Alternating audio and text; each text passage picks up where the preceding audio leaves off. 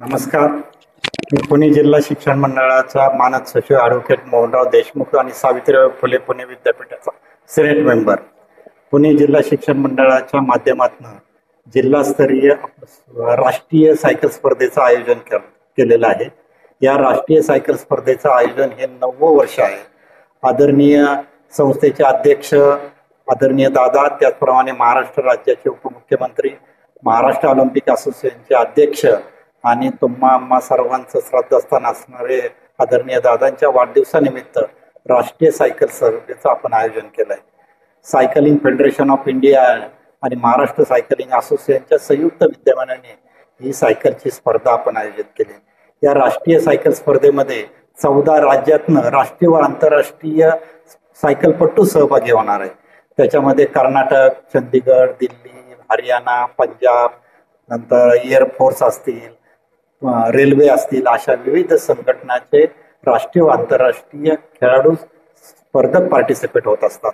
ही स्पर्धा 19 जुलै 2025 शनिवारी पुण्यात टू बारामती ही आयोजित केलेलं आहे. शनिवारवाड्यावरनं या स्पर्धेचं उद्घाटन होणार आहे.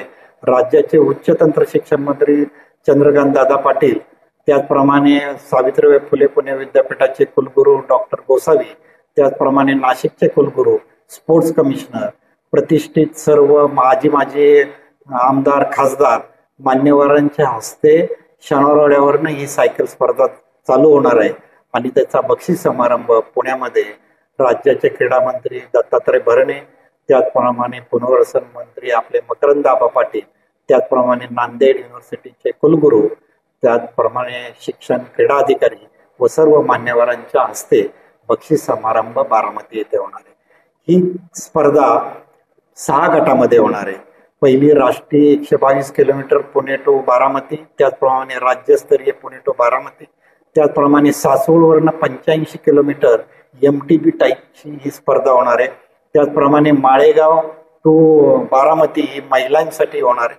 सर्वात महत्वाचं म्हणजे या स्पर्धेमध्ये शासकीय कर्मचारी सुद्धा या सायकल स्पर्धेमध्ये सहभागी होणार आहे.